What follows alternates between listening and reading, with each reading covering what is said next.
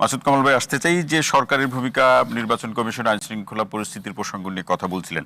আপনার কাছে coat unquote এই প্রশ্নটি রাখি, যে এভাবেই রাখছি যে আসলে বর্তমান সরকার নিয়ে তো অনেক কথা হয়েছে, যেটা অমুক দলের সমর্থিত সরকার, অমুক দলের সরকার, কিন্তু এই বাস্তবতায় সরকার যে ব্যবস্থাগুলো একটি ঐতিহাসিক নির্বাচনের প্রশ্নে, গ্রহণযোগ্য নির্বাচনের প্রশ্নে গ্রহণ করছে, তাতে মনে হচ্ছে যে কেউ সন্তুষ্ট হচ্ছে না।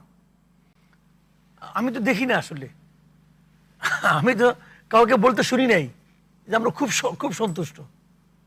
এখন আমি শুনি না, এখানেও শুনলাম না, পত্রপত্রিকাতেও দেখে কেউ বলে নাই যে সরকারের প্রত্যেকটা পদক্ষেপ এত সুন্দর, এত অসাধারণ, যে এরকম পদক্ষেপ, এরকম ব্যবস্থা আমরা এর আগে কখনো দেখি নাই।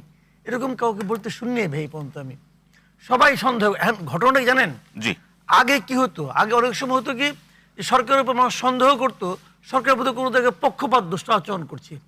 এখন হলো এই সরকার এতই অদক্ষ যে পক্ষপাত দুষ্টতা দেখাতে গেলেও তো এক ধরনের দক্ষতা লাগে, যে আমি দুইজনের মধ্যে উনাকে সাপোর্ট করবো, কিন্তু উনি টের পাবে না, উনি টের পাবে না। এটা কিন্তু হয়ে যাওয়ার পরে টের পায়, আগে টের পায় না। এটা কিন্তু দক্ষতা লাগে, এদের এই দক্ষতাও নাই। বাস আমি সবসময় বলি যে আমার দেখা মতো এই বছর, এত বছরের জীবনে এরকম অদক্ষ সরকার আমি জীবনে দেখি নাই। ওনাদের দেখলে একটা মাত্র দক্ষতা আছে, আমি মাঝে মাঝে কিন্তু অবাক হয়ে ভাবি ইউনূস সাহেবের একটা যোগ্যতা অসাধারণ। এটা হলো গিয়া যে উনি এতগুলি অযোগ্য লোককে একসঙ্গে করলেন কেমন কিনা, এটা কোন এটা বিরাট যোগ্যতা। মানে আমি একটা লোক পাইলাম না যে লোকটা নাকি মনে করেন যে দুর্দান্ত পারফরমেন্স দেখালো, এবং উনি এতগুলি জোগাড় করিয়া নির্লিপ্ত ভাবে চুপচাপ বই থাকেন।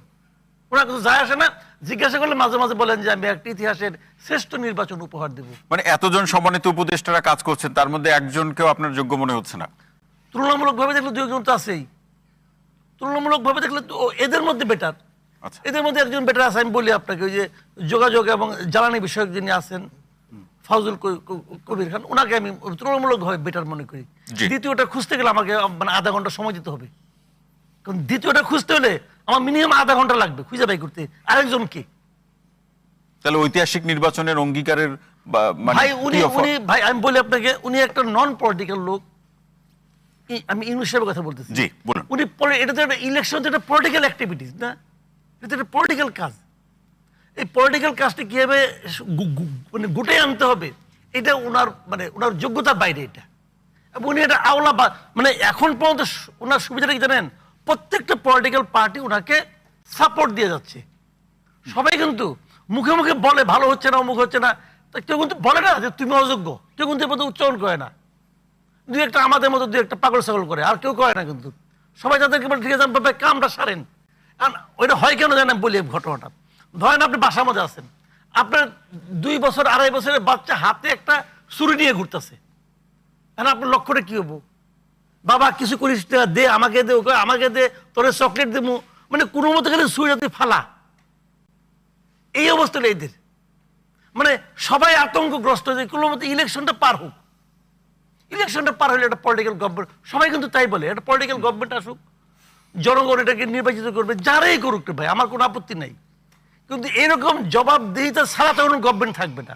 যে গভর্নমেন্টে আসুক, জামাত আসুক, ইসলামী আন্দোলন আসুক, বিএনপি আসুক, যেই আসুক, তার তো একটা জবাবদিহিতা থাকবে। মানুষ মনে করবে কি তুমি যদি এবার খারাপ করো আগামী বার তোমার ভোট দেবো না, কিন্তু এদের কোনো জবাবদিহিতা আছে? কোনো একজন উপদেষ্টাকে দেখছেন পর্যন্ত বলতে পাবলিকের কাছে তার জবাবদিহিতা আছে? ওনাদের একজন স্পোক্স পার্সন আছে, বলে কি আমাদের সবকিছু করার ম্যান্ডেট আছে। কোত্থেকে কয়, কিভাবে কয়, তার কোনো উত্তর নাই। ওনার নাকি সবকিছু করার ম্যান্ডেট আছে। ওনার কি করার ম্যান্ডেট আছে ভাই? তো এগুলো যারা বুঝেও না জিনিসটা, লজ্জাও পায় না, কি করবেন? জি।